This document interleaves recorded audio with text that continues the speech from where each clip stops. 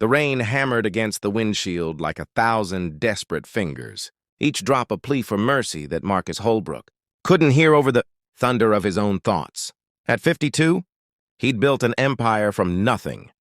37 hotels across 3 continents, a net worth that made him uncomfortable at charity galas, and a marriage that had crumbled like autumn leaves 3 years ago.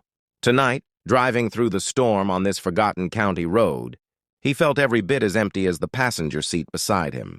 His phone buzzed again. Another email, another crisis that his team expected him to solve. Marcus didn't reach for it. Instead, he pressed harder on the accelerator, watching the rain-soaked asphalt disappear beneath his Mercedes-like years he could never reclaim. His daughter hadn't returned his calls in 6 months. His mother was in a nursing home that felt more like a museum of regrets. And here he was, driving nowhere in particular, because the silence of his penthouse had become suffocating. That's when he saw her. A figure emerged from the darkness like an apparition, a young woman, maybe 25, her clothes plastered to her thin frame, her hair hanging in wet ropes around a face twisted with desperation. She stumbled into the middle of the road, arms raised, and Marcus slammed on his brakes. The car fishtailed, tires shrieking, before jerking to a stop mere feet from where she stood. His heart hammered against his ribs. What the hell? But before he could finish, she was at his window, fists pounding against the glass. Please! Her voice was raw, breaking. Please, my child is sick. I need help! Marcus stared at her through the rain-streaked window, every instinct screaming at him to drive away. He'd heard the stories. Carjackings, scams, people preying on good Samaritans. In his world of boardrooms and bottom lines, trust was a currency he could no longer afford. Yet something in her eyes stopped him. Not calculation, not deception, pure primal terror. Against his better judgment, Marcus lowered the window an inch. Where's your child? In the woods! She pointed toward a barely visible trail leading into the darkness beyond the road. Our car broke down 2 miles back. My daughter. She's only 4. She has a fever and she's not responding. I've been trying to flag down cars for an hour. Please, you have to help us. Rain poured through the gap in the window, soaking Marcus's tailored shirt. He looked at this woman, really looked at her. Her shoes were held together with duct tape. Her jacket had holes at the elbows. There was a desperation in her face that money couldn't fake. Get in, he heard himself say. She collapsed into the passenger seat, shaking violently, whether from cold or fear. Marcus couldn't tell. Thank you, God bless you. Where exactly? Marcus was already turning the car around, his hands steady on the wheel despite the adrenaline coursing through his veins. There's a turnoff half a mile back. You probably didn't see it. Our car's just down that path. As Marcus drove, the woman, her name was Sarah, she told him, spoke in fragmented bursts.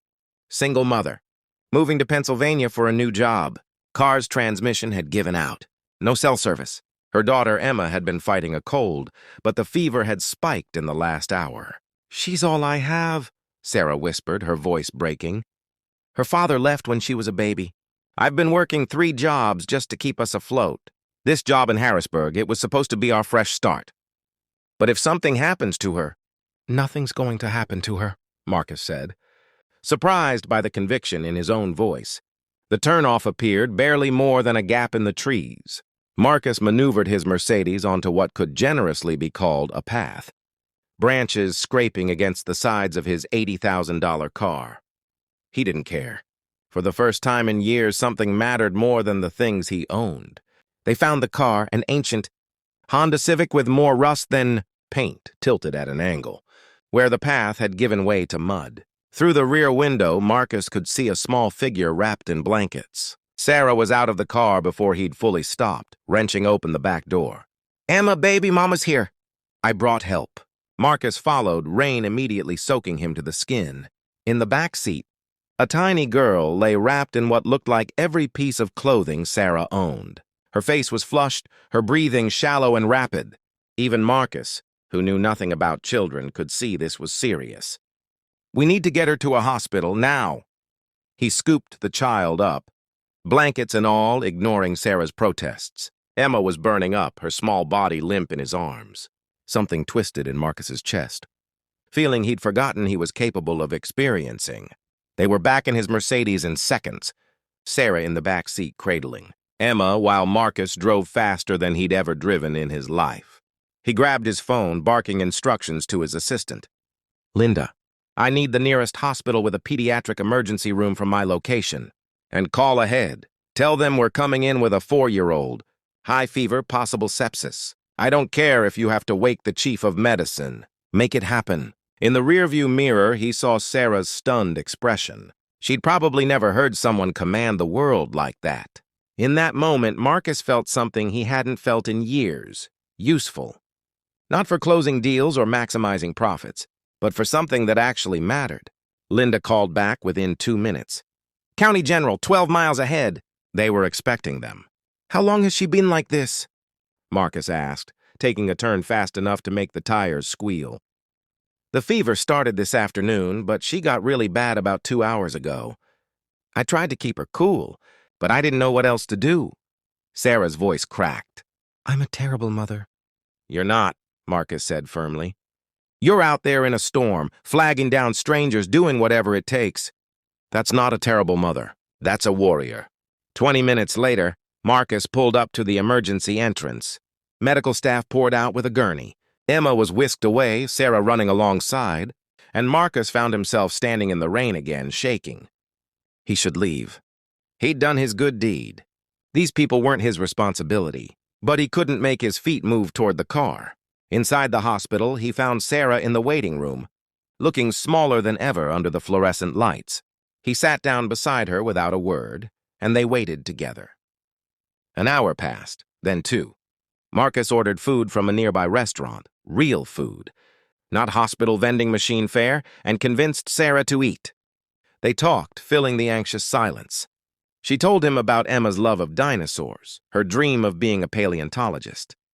He found himself talking about his own daughter, Melissa, and the distance he'd let grow between them. "It's never too late," Sarah said quietly. "Trust me, she wants you to reach out." Kids always do. At 3 in the morning, a doctor emerged with good news. Emma had a severe bacterial infection, but they'd caught it in time. Antibiotics were already working. She'd be fine. Sarah collapsed in relief, and Marcus found himself hugging this stranger, both of them crying like fools in a hospital waiting room. Over the next few days, Marcus did something he'd never done before. He stayed. He ensured Sarah and Emma had a comfortable room. He had his assistant arrange for Sarah's car to be properly repaired. He even pulled strings to secure Sarah's job in Harrisburg, explaining the situation to her confused future employer. On the day they were discharged, Sarah held Emma's hand and looked at Marcus with tears streaming down her face. "Why? Why did you do all this for us?" Marcus knelt down to Emma's level. The little girl smiled at him, clutching a stuffed triceratops the nurses had given her. In her innocent eyes, he saw something he'd lost. Hope. Simplicity, the pure joy of being alive. "Because you reminded me that I'm human," he said simply. "I'd forgotten that." 3 months later, Marcus stood in his daughter's apartment in Seattle, awkwardly holding flowers. When Melissa opened the door, her surprise melted into something that looked like relief. "Dad, I'm sorry I've been absent," Marcus said. "I want to change that." "If you'll let me." She did. Marcus never told anyone the full story of that rainy night. It wasn't about recognition or praise, but he thought about it often. How one moment of choosing compassion over caution had changed everything. Sarah and Emma became friends he visited regularly. He scaled back his work schedule. He started volunteering at a children's hospital. Because sometimes, the most successful thing a person can do isn't building an empire. It's simply showing up when someone needs help, remembering that beneath all our armor and achievements, we're all just humans, hoping someone will stop when we knock on their window in the rain, desperate and afraid, asking for mercy. That night, Marcus had been the lonely one, empty and lost. But by saving Emma, by choosing kindness when it would have been easier to drive away, he'd saved himself too.